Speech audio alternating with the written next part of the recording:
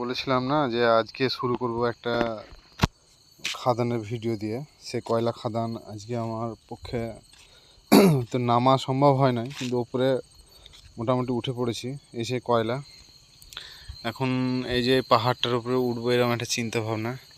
এগুলো খাদান থেকে যে উপরের স্তর, যে পাথরগুলো হয় মাটির পরে, সেই সবগুলো এই উপরে ঢিপি করে রাখা হয়েছে, যাতে এগুলো আবার যখন খাদানটা মানে কয়লাটা তোলা শেষ হয়ে যাবে, যে গর্তটা হয়ে যাবে, সেটাতে এই পাথর দিয়ে আবার পূরণ করা হবে। এটা সেই জঙ্গল যেটা দিয়ে আমরা আসলাম।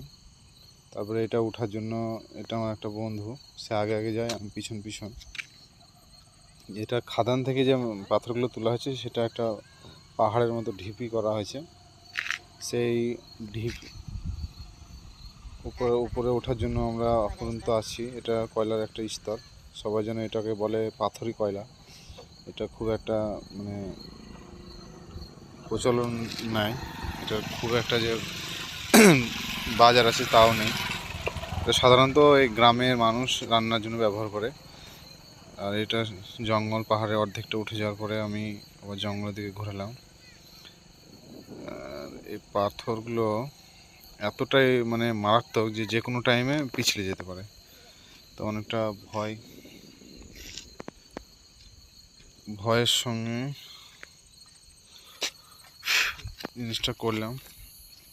এটাতে ওঠার একটা পরিকল্পনা নিচ্ছি। এই যে এইটা হচ্ছে খাদান। আর এই যে এই ফাটলগুলো গাটা যেন ঝিমঝিম করে দিয়েছে। মানে বলার নাই যে কিভাবে উঠলাম আর কিভাবে নামলাম। আমি অত হয়তো ভালো করে বলতে পারছি না, কিন্তু যে উঠবে বা আমি তো আর মানে ভাষ্যকার না। তবে যতটুকু আমার অভিজ্ঞতা আমি বোঝাতে চেষ্টা করছি। এটা খাদান। এই খাদানে যে পাথরের ওই স্তরগুলো কেটে কেটে পাহাড়ে জমা করা হয়েছে। যখন এটা কয়লাটা শেষ হয়ে যাবে, এই যে দেখা যাচ্ছে কতগুলো কিভাবে লরিগুলো এসে এই পাহাড়গুলো ঢিপি করেছে। এটা হচ্ছে আসল খাদান, যে জল, এবং এই জলটা মারার পরে এই যে এগুলো পাথরি কয়লা। নদীটা দেখাচ্ছিল যে কয়লাটা কোনো ভালো নেই। তারপরে আবার আর একটা স্তরে আমরা উঠে গেলাম। এবার আর একটা স্তর পাহাড়ের উঠতে পারলেই আশা করি চূড়ায় উঠে যাব। অনেকটা উঠে গেছি, অনেকটা, মানে একটা বেশ ভয়াবহ মানে সিচুয়েশান।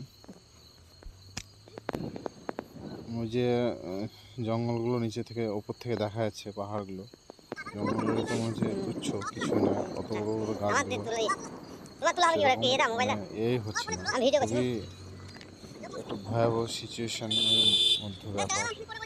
তো আর কিছুক্ষণের মধ্যে আমরা পাহাড়ে উঠে যাব। হ্যাঁ, এখন বর্তমানে আমরা শেষ চূড়াতে উঠে গেছি। সেখানে অনেকগুলো গাছ লাগানো হয়েছে, যাতে ওই গাছের শিকড়গুলো এই মাটিটা ধরে রাখে, যাতে ভবিষ্যতে